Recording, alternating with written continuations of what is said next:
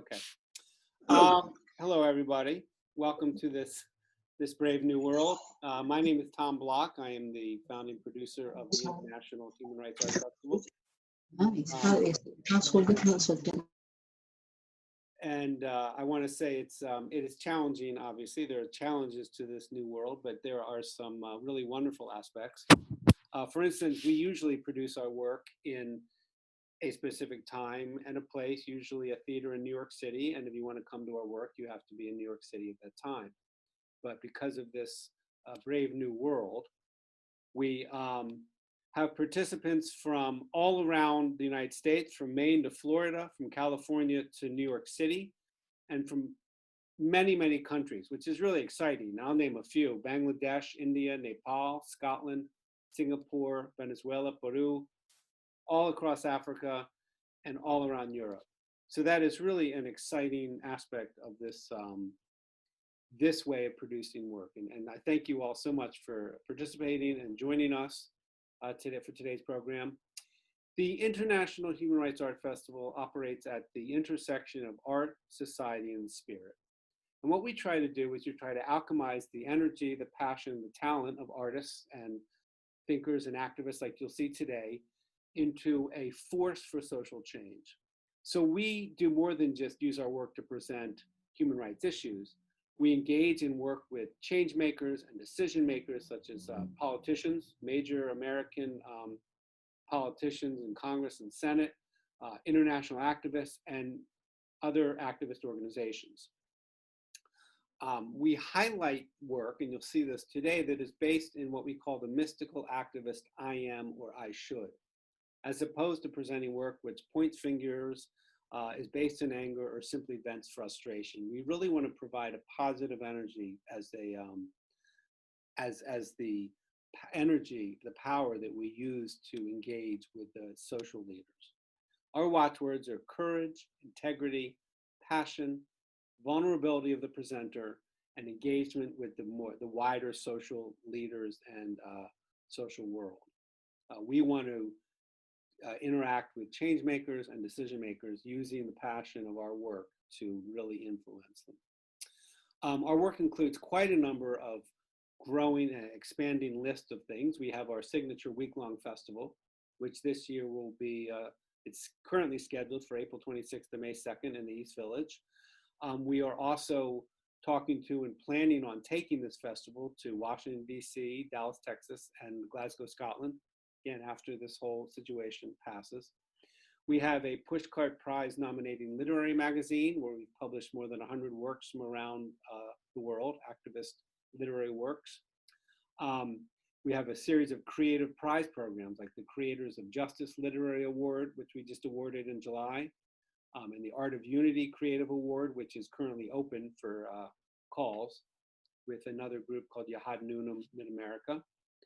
We have fellowship programs, International Fellow and Youth Fellowship programs, and you'll meet two of our fellows today.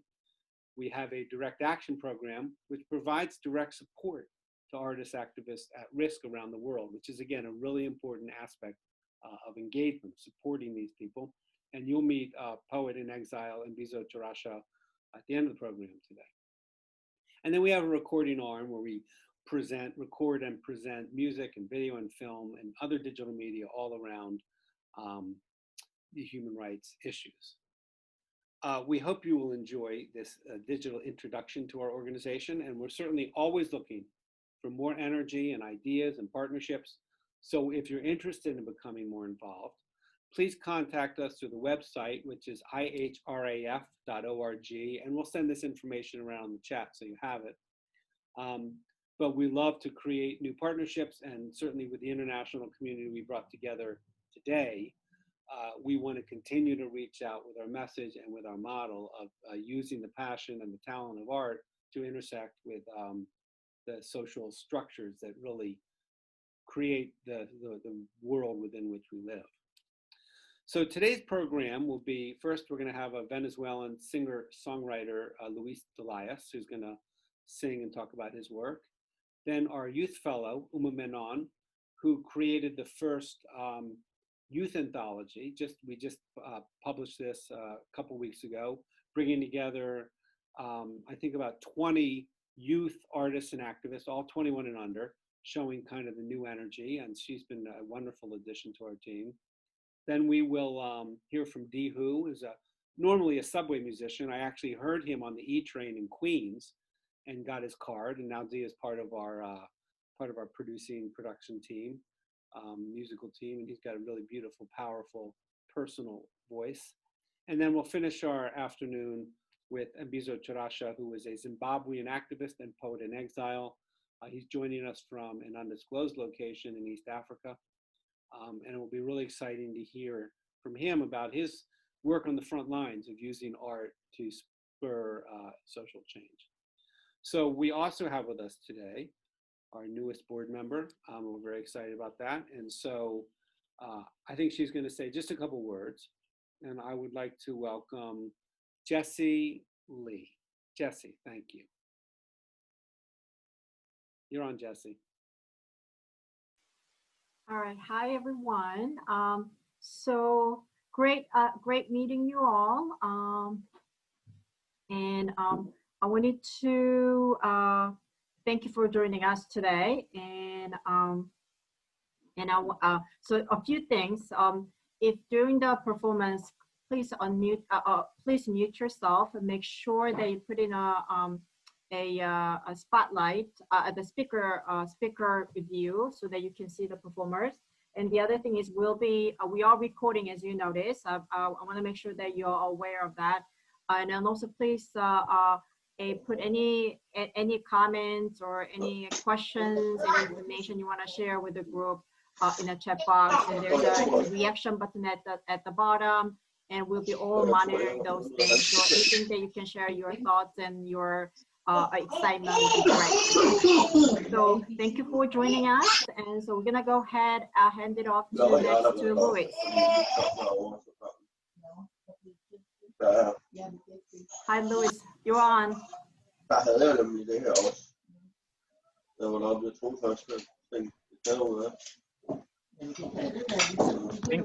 Oh, and I am. Yep, you're on. We can unmute everybody who is in the room. I'm gonna mute all. If you can make sure like people won't log in. Hold on, Louis. I'm gonna unmute. You have to unmute yourself again.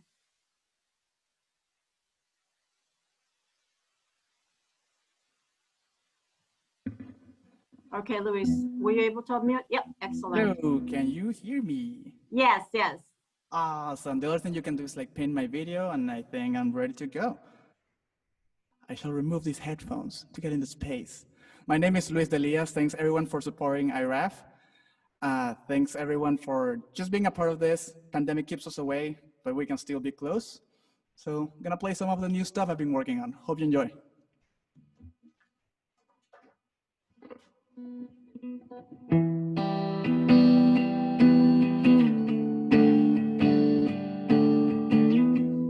You've traversed the ocean. You've built a new road in search for an answer to be free. I gave up my homeland, from ashes to dust. I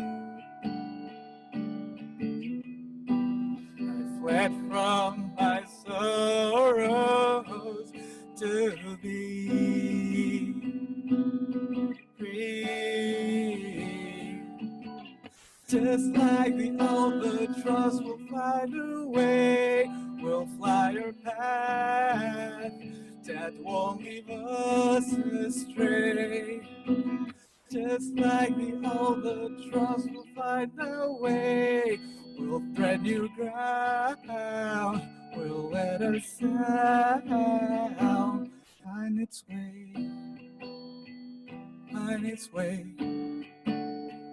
back home, back home.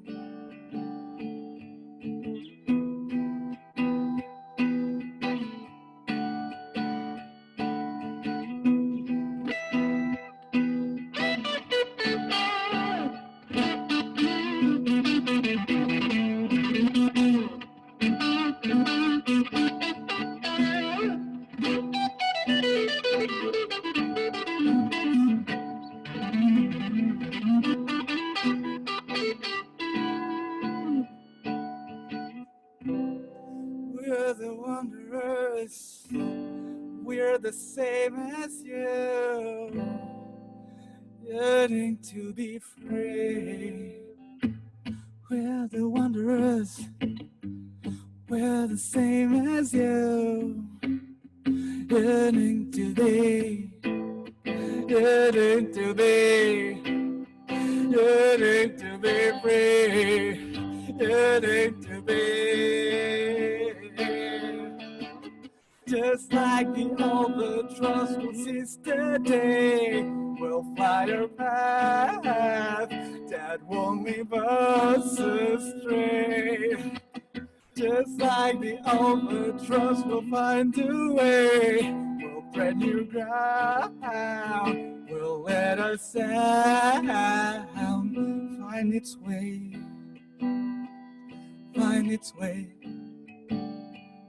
back home, back home.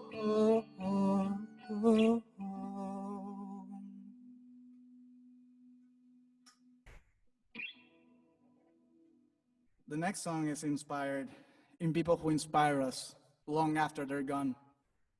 People who return to the universe, but their legacies, they live on. This one's for my grandma, and a special dedication to my friend Cynthia.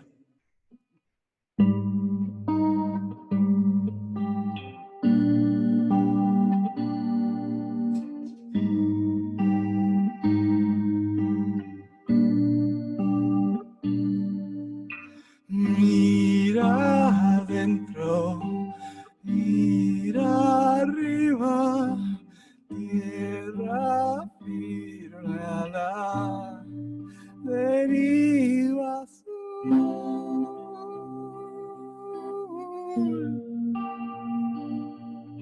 Sol en mano, luna en pecho, polvo astral, mi alma sideral.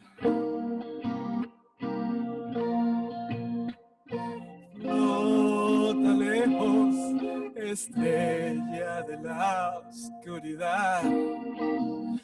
Ay, el tiempo es eterno hasta alcanzar el final. Ay, ay, ay, despegando el cosmo invita, ya no hay gravedad que impida amar.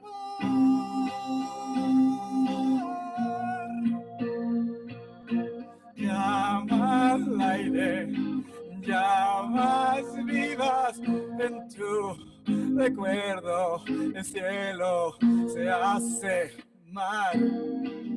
Ay, flota lejos, estrella de la oscuridad. Ay, el tiempo es eterno hasta alcanzar el final. Ay, flota lejos, estrella de la oscuridad. Astros santos, vida en Marte, tierra firme a la deriva, rayos, capas, superhéroes que elevan de esta vida. Astros santos, vida en Marte, tierra firme a la deriva. Astros, rayos, superhéroes.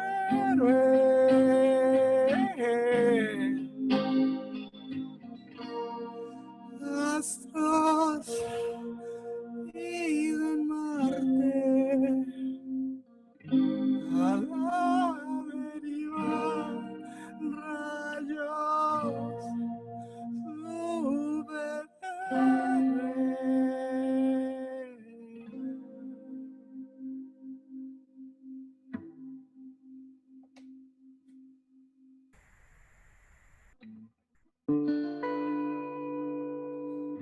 Thanks everyone. I'm gonna play one more. It's one of the newest songs I've written, those past two. I wanna thank all the people that have inspired me to just get back on the horse, learn new things, help me out. And yeah, may this song help us listen a little bit better. We built a fort of bricks to shield us from your pain. We took your trust with bricks and smashed it for our gain. We hide in shame. The bricks will break, shame will fade. Once we learn to break walls of divide, we stand humble tonight. We walked a road of bricks and left you dragging pains. We used your blood, your soul, your bones, our bricks that left us far from hell. We left you for dead. The bricks will break, shame will fade. Once we learn to break walls of divide, we stand humble tonight. Being wrong means we have to make right. We stand humble tonight. Being wrong means we have to make right. The bricks will break, shame will fade. Once we learn to break walls of divide, the bricks will break, shame will fade. Once we learn to break walls of divide, we stand humble tonight.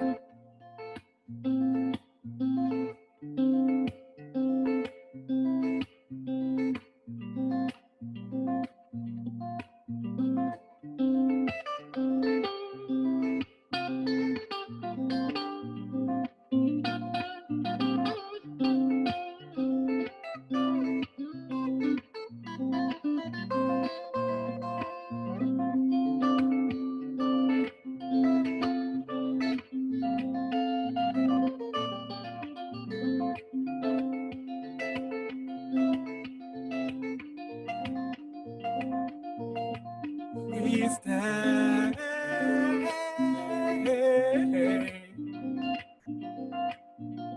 we stand,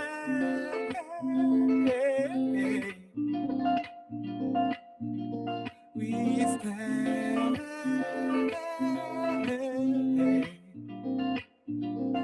and listen this time.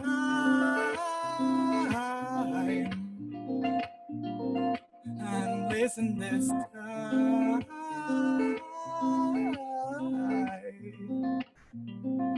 We'll listen tonight.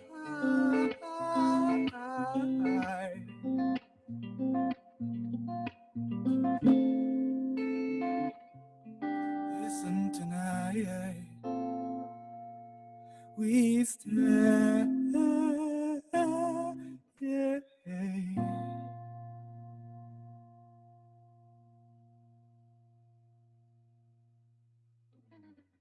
Thanks for having me. And please welcome the other artists. Thank you, Tom. Thank you, Jesse. I'll see you around. My name is Luis Elias at Joropo Citizen. You can also check my band out, New Caracas. And yeah, it's been an honor. Thank you. Thank you, Luis. And I'm sure that when we get back in the theater, we will be honored to have you back with us in person. Thanks a lot. Really appreciate it. So now we are going to hear from our first youth fellow, Menon, who I think is quarantined, about to go to college from afar. So welcome to IHRAF Live. Thank you so much for joining us. Thank you so much, Tom. It's such a pleasure to be with you all today. And thank you so much for joining us at this wonderful IHRAF Live event. My name is Menon, and I have served this past year as the first youth fellow for IHRAF. I am a 17-year-old college student, and I am a writer and a human rights advocate from Central Florida. And I'm so delighted to talk with you all today. I know that this is a very difficult moment in time for all of us, so I hope that all of you and your loved ones are all safe and healthy right now. The topic of human rights is one that has been really important to me from a young age. As a daughter of immigrants growing up in America, I've always been keenly aware of the fact that certain communities in our world have historically been denied access to human rights. I wanted to be a part of the change that I believe is so necessary in our world to ensure that all people have their basic human rights and are treated with dignity and respect. As a student and a member of the youth community, I came across the IHRAF website by chance and was dazzled and inspired by the impactful work of the organization. I noticed that human rights was not really an issue that many of my peers knew about, because in our society and education systems, human rights awareness is not prioritized as much as it should be. IHRAF is a uniquely powerful organization because of how it harnesses the power of art and creative writing and music for human rights advocacy. Throughout the history of our world, the power of art, narrative, and storytelling is what has inspired change and social reform. My time as the IHRAF Youth Fellow has convinced me even more of this power and the promise of art in social reform. I have had the honor of working with artists and writers of all generations, all countries, and all backgrounds, as we see here today at this event. Through art, we can bring together the segments of our population that have too long been marginalized and forgotten. We can empower the youth community to become involved with social justice advocacy and recognize their own voice. I believe that it is imperative for young people to engage and be included in human rights advocacy, because our generation represents hope for a world in which every person is treated with respect and dignity. We cannot continue to turn a blind eye to the injustices that happen across the world and right here in our communities any longer. So around January of this year, I reached out to Tom with the idea to produce an anthology of art and writing by youth that addresses human rights and social justice issues. The idea and the mission behind this anthology was twofold. First, we would be able to give young people the opportunity to learn about, engage with, and advocate for human rights. And second, we would use the finished product as a tool to raise awareness and call for action amongst all generations and people from all walks of life. In late July, just a few weeks back, the editing and compilation of this anthology was finally complete. We produced IHRAF's first 2020 anthology of youth creativity on human rights and social justice. The 42-page publication included art and writing by 18 brilliant youth advocates who come from 3 different continents, 8 different countries, and several states across the United States. These young writers and artists have tackled several important human rights issues, including environmental injustice, racial injustice, police brutality, mental health, immigration injustice, and refugee crises. Now, this project was really one of intergenerational collaboration. The 18 brilliant young writers and artists included in the publication were all aged 21 and under. Historically, human rights discourse and political discourse in general have really been dominated by older generations who hold less of a stake in the future of our planet compared to these young voices. Through this project, we brought youth voices to the forefront of human rights discourse. We gave young people a platform to speak up on the issues that they viewed to be most important and have their perspectives heard by the most powerful members of our society. In the past 2 weeks since the anthology was released, it has reached hundreds of viewers, with the numbers growing each and every day. Through art and writing, we have been able to raise awareness of injustice, which is the first key step to our goal of creating a world free of human rights violations. 2020 has really been a year of great urgency, and this year our world has come to realize how pervasive and dangerous disparity, inequality, and injustice really can be. We must not lose the motivation and momentum we have right now. We must learn from these experiences and focus not just on solving the issues of today, but also preventing future tragedies from occurring. We must include young people in our dialogue and challenge ourselves to envision global justice. I'd like to share a few poems that I've written with you all today on various human rights issues. The first poem I'm going to be performing is titled "They Ask for Hope," and this poem is an ode to girls who are refugees across the world. In a photograph, I see girls strung together like beads, their eyes cast down like the sun's tired rays. They stand below hollow roofs and bamboo walls, imprisoned by the grasp of violence. A child loses her mother to a burning village. Another watches her mother stripped by knives. They run with the wind between their fingers and the sun above their cheeks to escape the grip of angry men. Now, they string their arms around each other's necks, casting hope through their small smiles. They ask for little: a book, a pencil, or a weapon of knowledge. They spend their days quietly wrapped in tents, laughing only when the world holds on tightly. Girls across the world bound by steel, not thread. We are here for them all. We must be. The next poem is about environmental injustice and the terrible state that we've left our planet in. This poem is titled "Giving a Mongoose a Plastic Bottle." In my motherland, I see a mongoose sinking its warrior teeth into plastic trash. The sunlight reflects its struggle. Plastic across the oceans, across rice fields, across a cardboard building where a forest once breathed. This land gave me a life, and I have given it bottle caps. Warning: choking hazard, mongoose can't breathe, immune to snake venom, susceptible to plastic bottles. The lake has closed its eyes and swallowed brown water, sprinkled with plastic bags. Warning: to avoid danger of suffocation, keep this plastic bag away from babies and children, and lakes, and oceans, and mongoose, and hornbills, and turtles, and peacocks, and rice fields, and forests, and deserts, and. The final poem I'd like to share with you all is titled "Elegy on June 24th. This poem is about injustice and human rights abuses in the US immigration system, and it's specifically dedicated to Oscar and Valeria Martinez, who passed away last year while trying to cross the border. A precious ladybug, red pants and black shoes, this delicate girl with her wings sweeping over her father's back. Bodies floating and terror sinking, just a month short of 2, and a breath short of peace. The earth watches the floating clouds, one with the summer sun.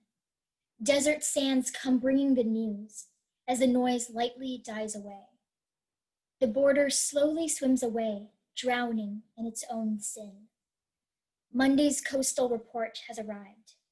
Reeds, fear, empty bottles, waterlogged hope, 2 immigrants face down, praying for peace.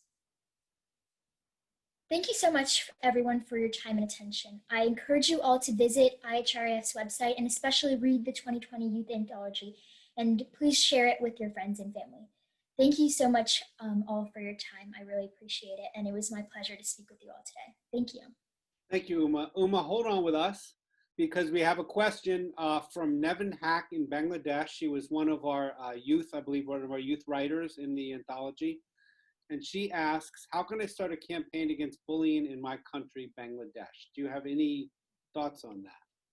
Yeah, first of all, thank you so much, Nevin. Nevin was one of the 18 amazing young writers and artists who were featured in our anthology, and she has an amazing essay in that anthology about bullying, mental health, and how that relates to human rights. So I encourage you all to please go read that wonderful essay along with all of the other pieces that are in the anthology. And beyond that, Nevin, I encourage you to continue using your amazing writing skills and art skills and continue sharing with the world through different publications, literary magazines, and all these different platforms are really great ways to advocate for change and make sure that people across your country and across the world in general can hear your voice. And also, we can share this anthology with politicians and leaders across the country who will be motivated to take action and make legislative reform because of your amazing writing and work. And thank you so much again for your contribution to our anthology and the amazing work that you already do for human rights.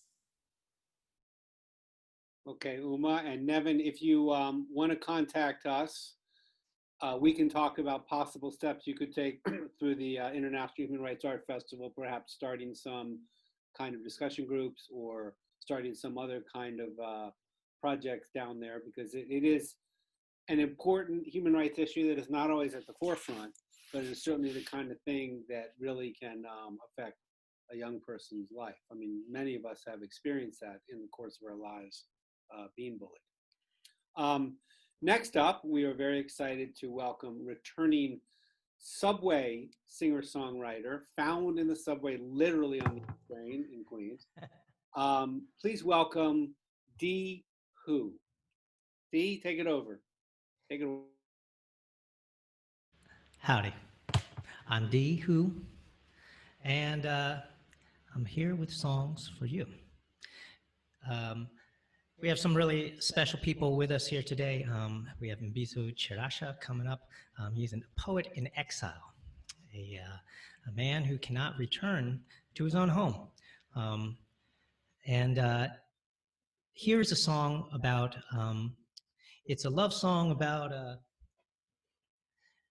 being reconnected with a lover from the past.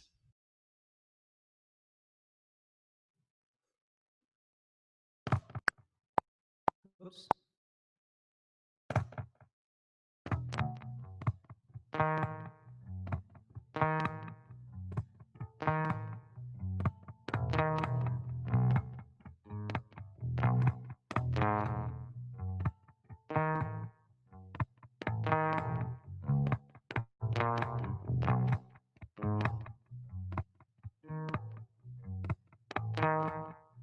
So is this now until sometime.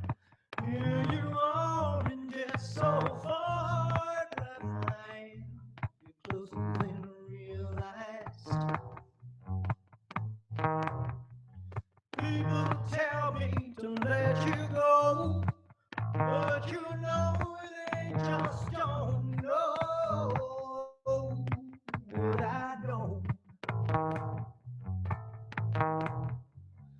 Wanna turn back, but I can't be on the road that's already behind me.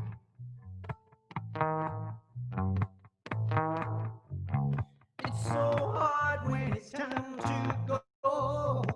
The road is dark and the trip is so long. Baby.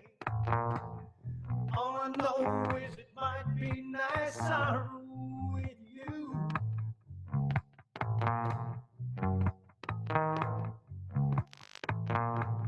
And if I'm thinking to tell her I love her, you know, baby, I just might discover what you mean to me. And baby, I don't wanna know. It's been so long since I've seen you, yet I feel like a spark caught in slow motion. Baby, we're already there. Baby, we caught the right train unawares. Is this where we were going? I know you never forgot, but love is like lost when one more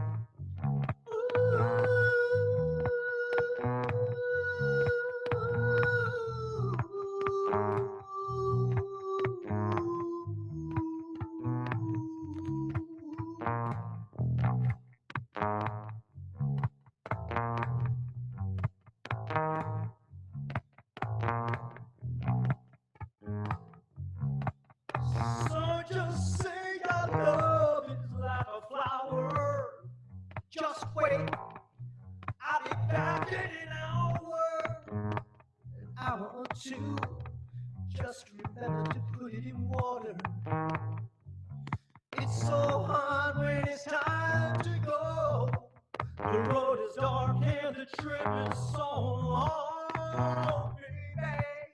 The trip is so long.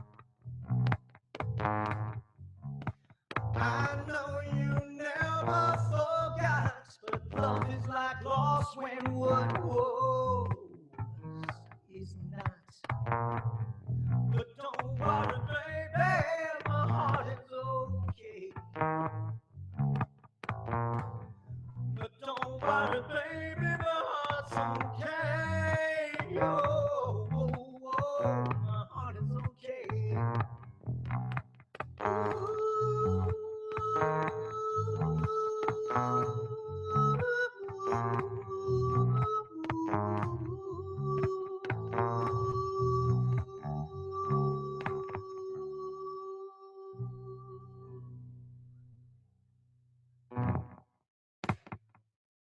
Thank you so much. That was an original song. And here's another original song. This one maybe is a song that we can all relate to in a coronavirus time.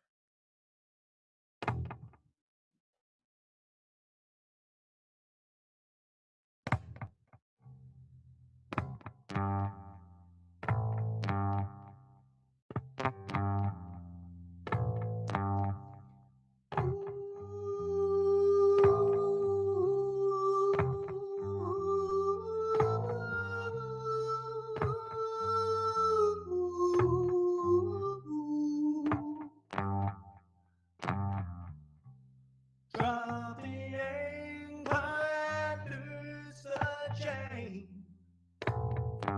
to the diving bell.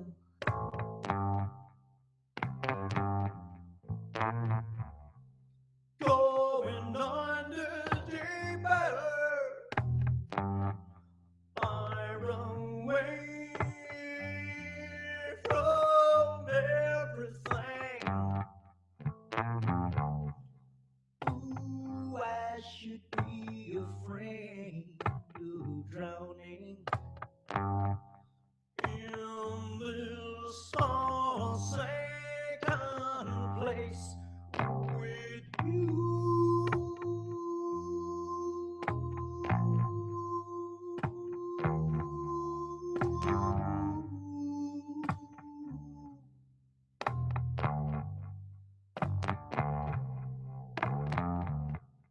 In the darkest freezing cold, and I'm all alone. I'm all alone. I've got the band again, and I don't know which way to go. You don't even know it, but I'm so forever untouchable to you.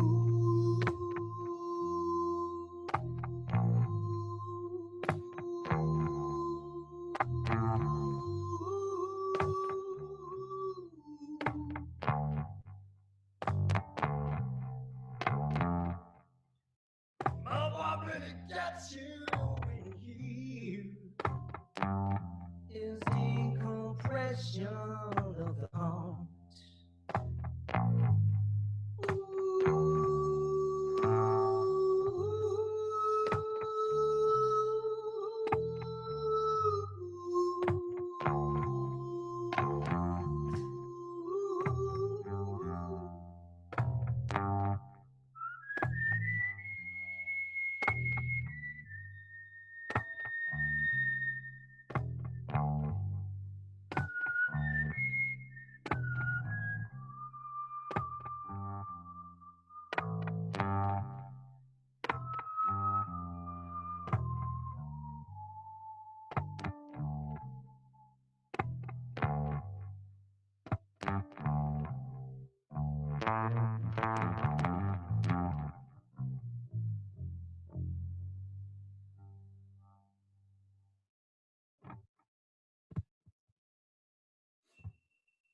you so much.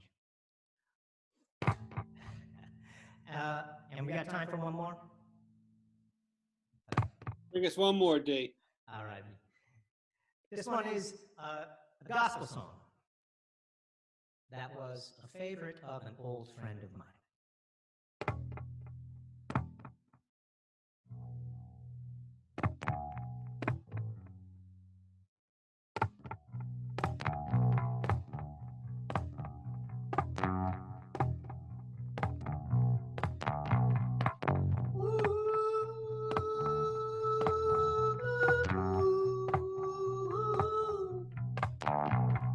This little light of mine, oh, I'm gonna let it shine. This little light of mine, oh, I'm gonna let it shine. This little light of mine, I'm gonna let it shine, let it shine, let it shine, shine on that. The light that shines is a light of love. I'm gonna let it shine. It shines down from the skies above. Go on and let it shine. It shines on you and it shines on me. It shows us what the power of love can be in our life. If we just let a light shine all night now.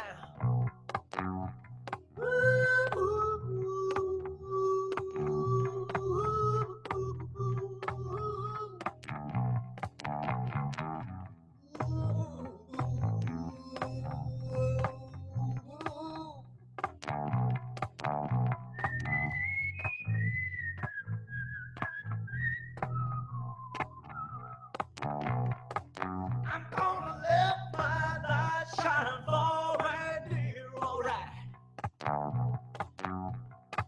I'm gonna let my light shine bright and clear, alright. Yeah, when I look at that darkness coming in this land, yeah, I'm gonna show that darkness the back of my head. While I just let my light shine down all night. I'm gonna let my light shine down all night. Hey.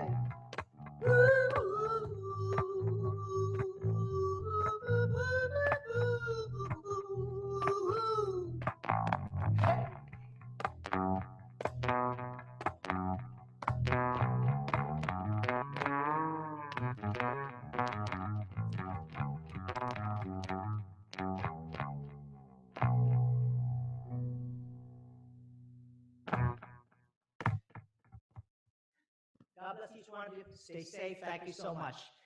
Ladies and gentlemen, we have Mbizo Chirasha coming right up.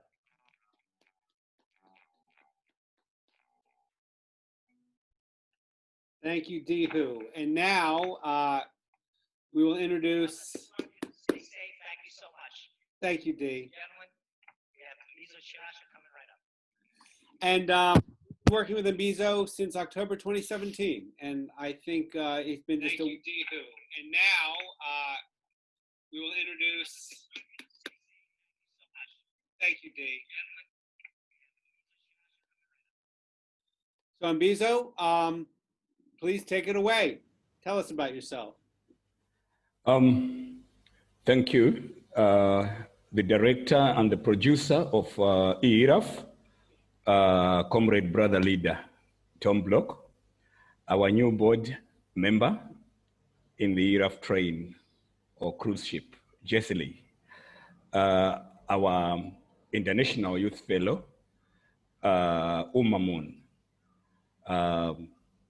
the entire body of the IHRAF family, the staff, and all contributors to IHRAF Publishers, and the participants here present, and the whole world in particular. I'm very much gratified, and I am very much paying profound gratitude to Tom Block and his team and the entire team for giving me this opportunity to present myself, my work, and my activism, as well as my writings to the world. Our role as poets is to inform, to bring awareness, to educate, and also to bring consciousness. But firstly, before I go into a lot of rambling and talking, I want to talk about my experience with the IHRAF. And after that, I'll be talking about myself as a Zimbabwean exile or as a Zimbabwean exiled poet, my situation outside my country, and what might have happened before I go to exile.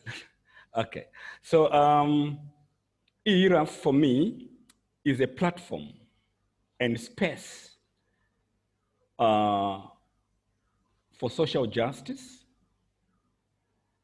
international creativism platform, activism organization,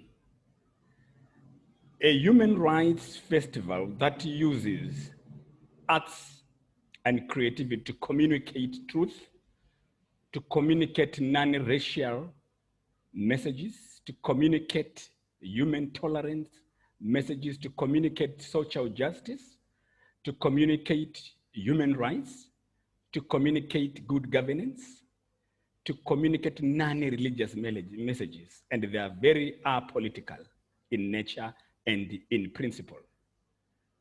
They are universal, global, and they promote a diverse of ideas, a diverse of information, a diverse of cultural arts activities, a diverse of activistic activities.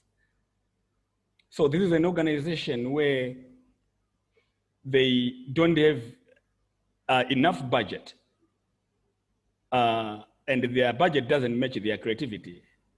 Their budget does not match the utmost and the wholesome work they do.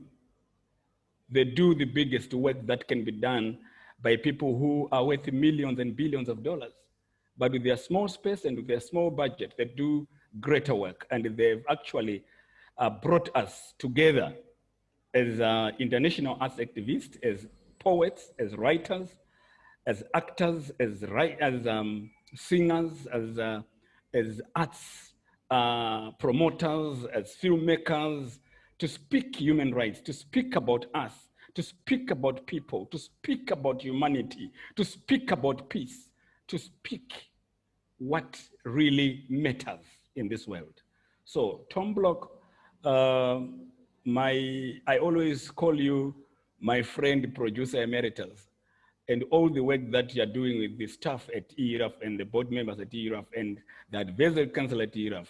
And that's a powerful, you're a powerful, actually, cruise ship.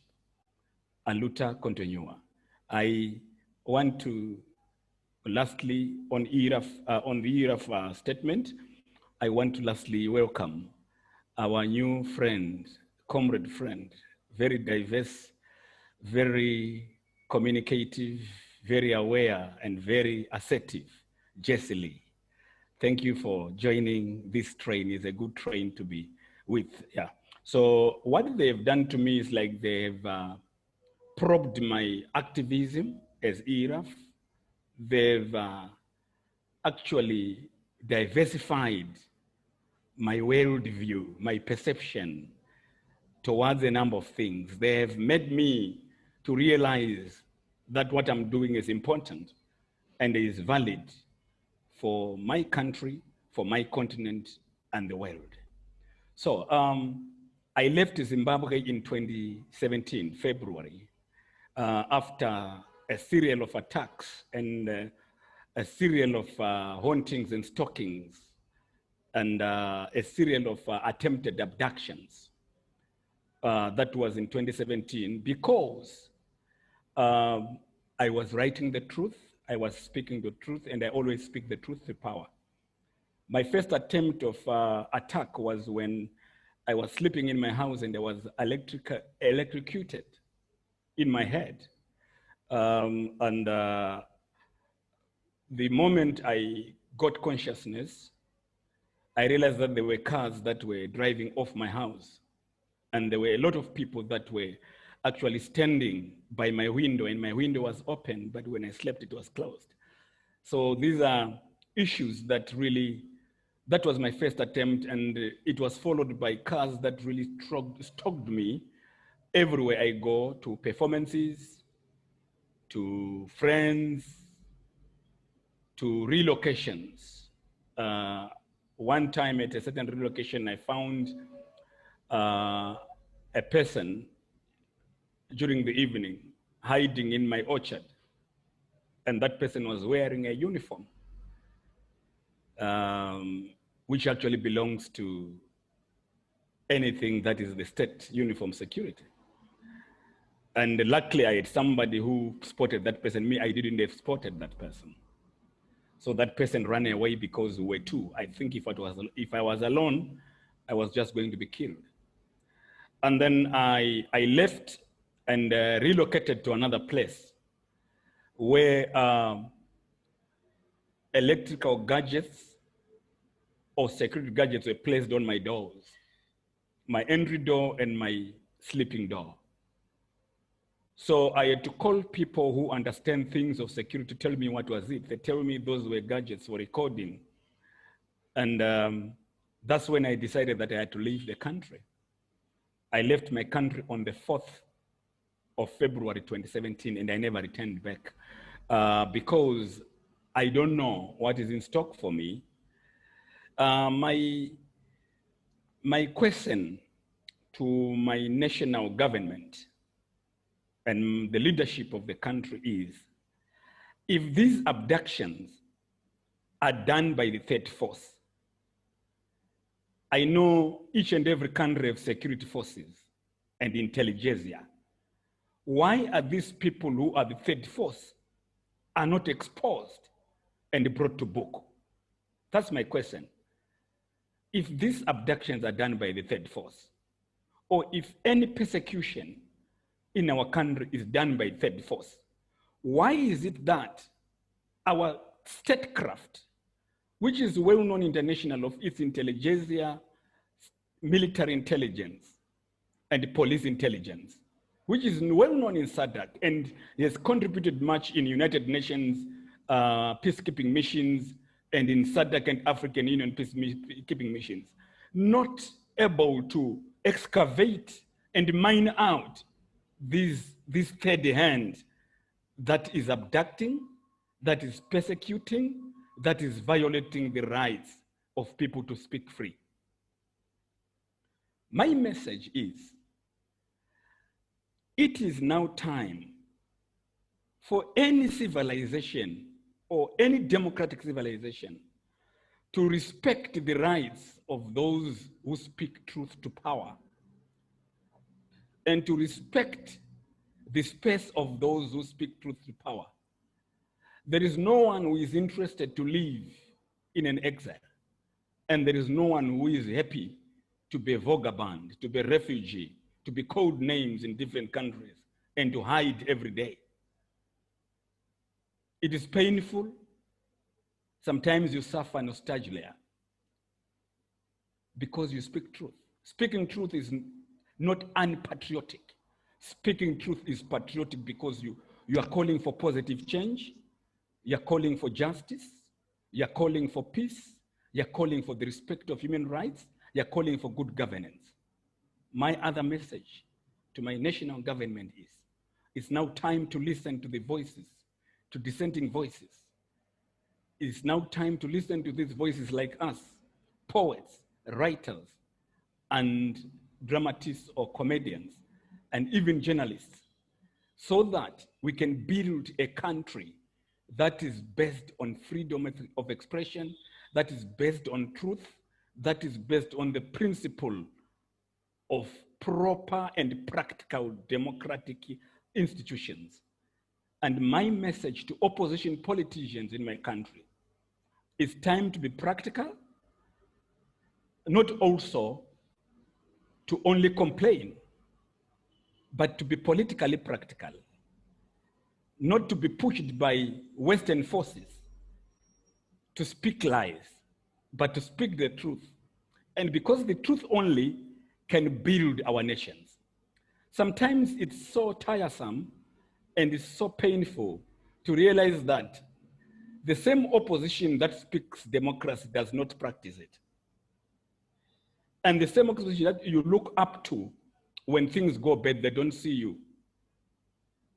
You see, and the same human rights organizations and the same civic organizations that you look up to when things go bad, they don't even look at you. They don't even know that you exist while you are being looked after by international organizations who might be miles and miles away from your own country and your own continent.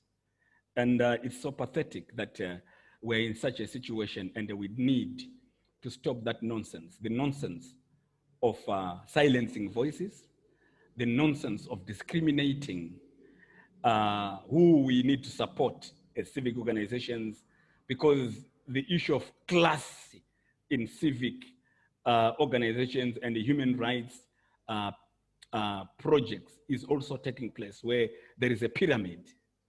Is he an artist? No. So we don't deal with that. We deal with lawyers. We deal with human rights lawyers. We deal with you know, an NGO director, an artist, a poet. Doesn't matter. You see what I'm talking about? And there is no much investigations in matters that arises in every corner of situations that people always praise you when you come out alive, but they don't fight with you when you're in the struggle. That's the dilemma and the tragedy of the civic societies, usually 95% the world over. And it's so pathetic, and we need to change. Because me, I believe in practice, I believe in practicality, I believe in resistance, practical resistance, I believe in resilience, I believe in truth.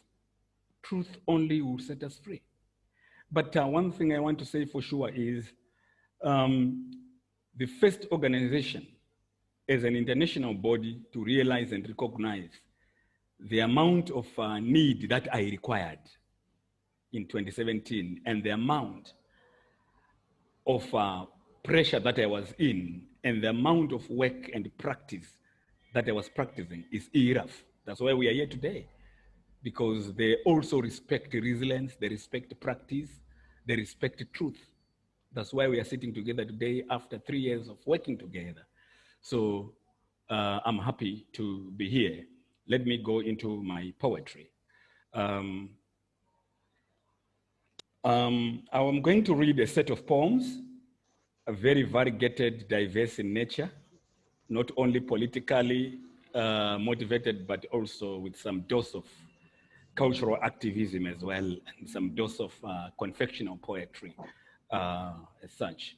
Once again, I want to greet you all for coming, and I want to thank you, IHRAF, Jesse, and Tom, and Uma for hosting me, and all the other comrades, Dee Who and Louis, for becoming part of this wonderful international live program. Right, my poetry goes. My first poem is called Anthem of the Black Poet. I am the succulent breast of Mother Africa oozes with the milk of Black Renaissance. I'm the rich womb of Africa germinating seeds of Black consciousness. The black blood bubbles with the identity of Africanness. The sweat of my brows flows with the revolutions from slavery to independence. I'm the Black poet. I am the Black poet. Black valleys bloom with flowers of Nehanderness. African horizons shine with rays of Nkurumaness. Black streets colored with the rainbows of Mandelaness. Black soil creamed with the wisdom of Mugabeness. Black spears sharpened with the conscience of Bikoness. I am the Black poet. I sing of Black culture bleaching in oceans of Coca-Cola. I sing of Black culture fired in cauldrons of Floridaization. I sing of Black culture gambled in dark streets of Sunset Hills. I sing of Black culture burning in computer ages. I am the Black poet.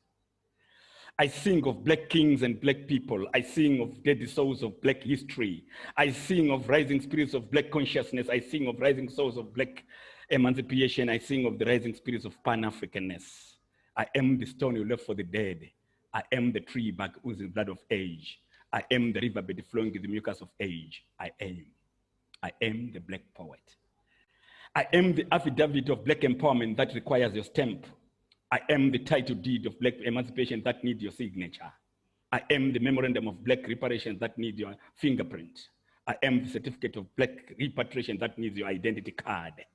I am the stone left for the dead. I am the tree bark oozing blood of age. I am the riverbed flowing in the mucus of age. I am. My mind is a drainage pipe pumping out acids of mental suppression. My mind is a drainage pipe pumping out signals of racial discrimination. My mind is a drainage pipe pumping out nitrates of economic dispossession. I am the stone you left for the dead. I am the tree bark oozing blood of age. I am the riverbed flowing with mucus of age. My gun is the rose of our freedom. My bullet is the nectar for reconciliation. My bomb is the petal of our democracy. My gun is our 1980 celebrations. My bullet is our 1987 political revision. I am the stone you left for the dead. I am the tree bark oozing the blood of age. I am the riverbed flowing with the mucus of age. I am. Is abortion a solution to overpopulation? Is demolition a solution to pollution? Is corruption a shortcut to poverty reduction? I wonder. HIV and AIDS have become business. An import and export product like Coca-Cola in America and Nokia in Berlin. I am the stone you left for the dead. I am the tree bark with the blood of age. I am the riverbed flowing with mucus of age. I am. Is demolition a solution to pollution? Is corruption a shortcut to poverty reduction? Is balkanization a shortcut to colonization? Is condomization a shortcut to HIV mitigation? I wonder. I am the stone you left for the dead. I am the tree bark oozing the blood of age. I am the riverbed flowing with mucus of age. I am the black poet. I thank you. My next poem is titled The Tragedy of Coronavirus, but it is to deal with hard revolutions and the tragedies of lockdowns and other issues that matter during the lockdowns and quarantine programs over the world. In the entire world. I'm standing here at the sunset of life. I peep yonder through the window of life. I see promise squashed and dreams bullet dashed. Alas, we have died since slavery. Buried in the barrel of colonialism and the rot from apartheid bullet wounds. I watched us dying this foggy morning, dying from racial stigma and discrimination. Unrepentant racial devils sucking black blood in broad daylight, like in vampire land. Oh God, my Lord. Sanity must be born in the land of the great-grandchildren of Martin Luther. The grandchildren are weeping blood. Vulgar congest pavements and streets stink funerals, black funerals. Dead bodies walking on the rough and tough edges of this earth. In defiance, we sing, Black Lives Matter. In defiance, we sing, all lives matter, but for now, Black Lives Matter. We are tired of burying lives random like millet. I need to drink from the jugs of peace and calabashes of freedom. Mothers drink from cups of tears and bitterness every dawn and every night. Black lives rot in persecution. This is a verse of mass instruction.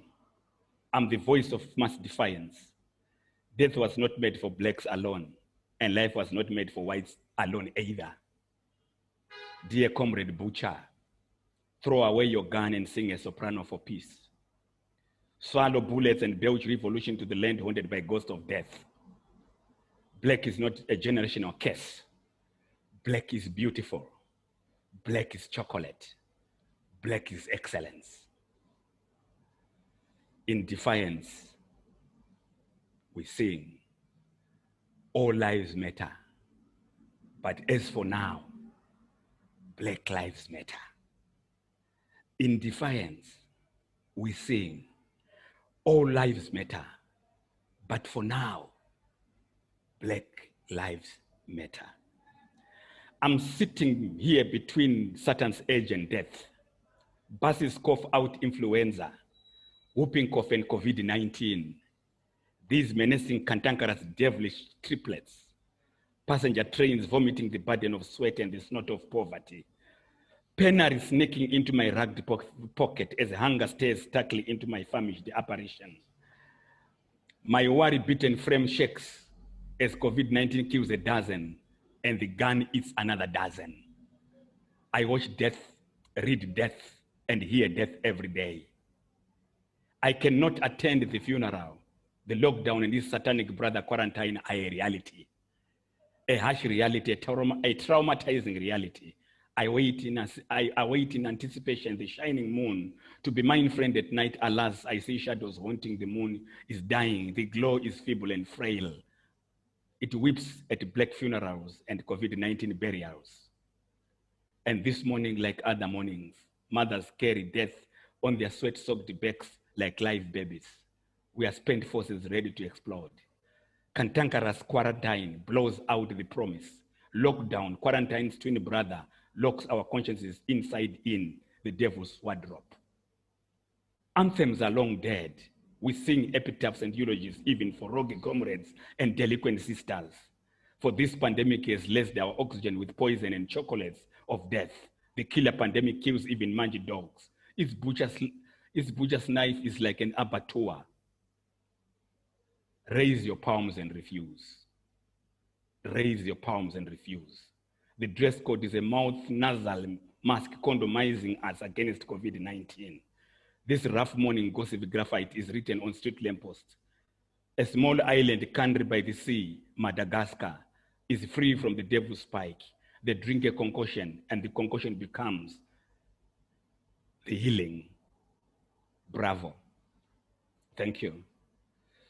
This was a more of a hybrid poem because, you know, sometimes with the stream of consciousness, it makes you want to delve into, you see, hybrid mix, the prosaic part of it, the conscious part of it, and the poetic part of it, and sometimes you break rules of poetry and you run away from the rules because sometimes rules disturbs what you want to achieve as a message.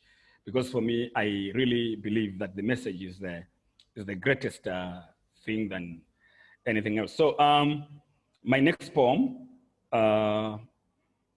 is called I Will Silence the Gun. I'm writing a letter to booze-sodden political crocodiles. I will not silence the sun, I want to silence the gun. I'm writing a letter to nicotine-bent brothers and tear-bleached mothers, holding on to their sun-bent dreams that I will not silence the sun, I want to silence the gun. I'm writing a letter to villages wallowing in furnaces of grief. I want to silence the gun, I will not silence the sun. I'm writing a letter to the president about the hawker economy and festival of motorcades. Freedom is candlelight in the bedroom of hope. I'm writing a letter to dissidents fighting hatred in Congo. Congo, my Nagasaki, pimping the state for hot bread and cheap slogans. Darfur, my Hiroshima, fermenting coup d'etats and breweries of war. Dissidents plucking off the petals of revolution, drinking the passion fruit of freedom. I want to silence the gun. I will not silence the sun. I'm writing a letter to Msholozi. I will not silence the sun. I want to silence the gun. Madiba is no more, a heartbreak to Azania. River that carried our smell and totems. River that caused with our past and present. Madiba, the summer sun that melted into the hazy mountains, leaving behind children, waiting the rainbow met with stale urine. Beer alcoholics, drunk with xenophobia. Hawkers vending guns for gain. Casanovas pimping freedom for slogan. Black freedom toting fist for revenge. I see people with stones heavy in their hearts, trembling in the delight of fading rain, dieting from gossip and fear, in a country smitten by ego and arrogant ambition, a country that lost its character and soul, infected by moral dementia. drinking from jars of sorrow every dawn. I will not silence the sun. I want to silence the gun. I will not silence the sun. I want to silence the gun. I'm packing a powerful poem for supper, tasting carrot, political carrot, and potato. I will not silence the griots. I want to silence the republics. Mandela went with his oranges. We no longer enjoy the vitamin C. Children suffer from the scale of freedom. On this earth-fatting and pleasant smell of corruption and political joke. I want to silence the gun. I will not silence the sun. See crocodiles dancing in rivers of waiting rain. China eating berries with monkeys in Serengeti. You of you lulled to sleep by nigger hip hop and Jamaican reggae. Africa drinking red wine in the sun of Washington. America walking barefoot in diamond villages. Slums burning in sex and cigars. Smoke of gossipy choking nations sneezing burden. Nations coughing heavy smoke of burning coal of corruption. Savannah babies biting bullets in slums of freedom, miscarriages. Revolutionary abortions. I will not silence griots. I want to silence the gun. I will not silence the sun. I love America. I'm writing a love letter to America. I will not silence the drums. I want to silence the wind that brought evils lurking in murky waters. I love America. I'm writing a letter to the gods of America. I hate chocolate-coated bitter smiles. I'm a peasant drinking water and sipping Coca-Cola. I learned English and Coca-Cola. I will not silence the sun. I want to silence the gun. I'm writing a letter to Obama and America to sing a different song. I want to silence the gun. I will not silence the sun. I'm writing a letter to America and Obama that I will not silence the sun. I want to silence the gun. I'm a child of the rainbow and the stone. I thank you. I have to read the last poem, and then maybe We have a question for you, but why don't you read the last poem and then we'll get to the question. we go to the questions after. Okay, let me just read the last poem, and then we move on. My next poem is called Azania. Azania, I have a song for you. A song of bees feasting the rainbow nectar on the tattered petals of the revolution. Egoli, I have a love song for you. Song for Nomvula, the princess of rain. Matigizela, I have a love song for you. Song of the abandoned poem. I have a love song for Born Freeze eating beetroot in Tembisa. Povo smoking ganja in Tokoza. I have a love letter for tweeting imbeciles whose bellies are burning with emptiness. Zambezi, I have a love song for you. Song of fatty cats milking cash cows of the state until others bleed. I have a love song for you, Azania. I have a love song for you. Song of bottoms frying in ovens of xenophobia. Political tencots watering Marikana filled with blood. Orange River flowing red. Kikadas singing protest songs, eating funeral sandwiches with apes in Khalahadi. Finding no sleep in burning trees. Azania, the jungle bent off the call of our dreams. Azania. Azania, smell and memory of Mandela, Muzansi, long walk of Sobukwe, land of metaphor and ambition, choking in toxics of xenophobia, babies lulled to sleep by rants of fake revolution and alliterations of the rainbow nation. Metaphors of madness. See honey and slover, your freedom sons, watching Sarafina from terraces of scarred revolutions. In this land that lost its gold and salt, Azania, you are the rainbow flag. You are the rainbow laughing the last giggle. Xenophobia burning rainbow flags to ashes. Xenophobia, black ants burrowing back into their umbilical soil. Madiba weeping, singing for another summer, another rainbow. Madiba went away with the rainbow, clutching the clay that bind the rainbow threads together. Azania, Mandela was the clay of the revolution and the glow in the sun. Azania, foxes and their puppies are eating from the pot of gold, Egoli. Hyenas sniffing the sweetness of this earth now blistered by revolutionary elements.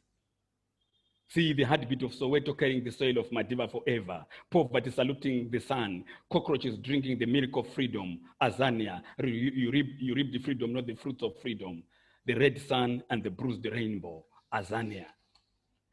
Rainbow is sleeping in stone, Mandela. Rainbow is sleeping in stone, Mandela. Rainbow weeping, Marikana. After swallowing rain and grain, Marikana. Afrophobia eating the beloved. Beloved shelling, pounding brothers like monkey nuts in motors of apartheid. Bone freeze cracking their shoulders to catch that thin glimpse of freedom. Azania. Thank you. Thank you very much. Thank you. Well, thank you so much, Mbizo. I mean, we can't all be on the front lines of this struggle, but we can do everything we can to support people like Mbizo, because he really is, he's working for all of us. I mean, that's the way I feel about it. When you have someone like Mbizo who's willing to risk everything for these ideals, he makes those ideals real for all of us. So let's get to the questions. We have a question from Nevin Hack in Bangladesh. Did you start your activism and your advocacy from your high school years? Yeah, I have come to believe that writing itself or performance, poetry or spoken word art or any form of art is some form of activism, because you're speaking out something, you're speaking out a message. So any form of message that speaks to people for change and positivity becomes activism or art activism or activism or creativism. So I believe that as a village griot, when I was growing, I already had become an activist, because sometimes it has to be with you that you always want to speak out, and then you have to speak out the truth. And then after speaking out the truth, yes, you have to understand what the truth stands for. And then, so there was time I was speaking out. I didn't know what it means, because, and then, when I was growing, I always wanted to speak out. And yeah, so yeah, my high school, I think it began long back when I was even in primary school. I came from a family where my father was a storyteller, and he liked books so much. So, the moment you read and the moment you read every evening with your father in a village around the fire, words begin to manifest in you, or they manufacture themselves in you, and they reproduce themselves, and later on they manifest. And they want to select and sift which words are good and which ones are bad, and which words are false and which ones are truthful. So you see, so it's activism begins somewhere. But there's some who does fuck activism because they want to profit themselves. But there's some who do practical activism. So it's different how it have to work. But I think mine began at a tender age. Right. Yeah. Maybe it was just in your blood. Yes. Okay, thank you, Mbizo. I think we're going to pass it over to Jesse, and it's been a really exciting program, and it was so wonderful to have you on with us. The beauty of a pandemic is we got to get you live, right? Because it's hard to bring you to New York at this point, but maybe someday. But, thank you very much. Thank you. Thank you. Thank you very much.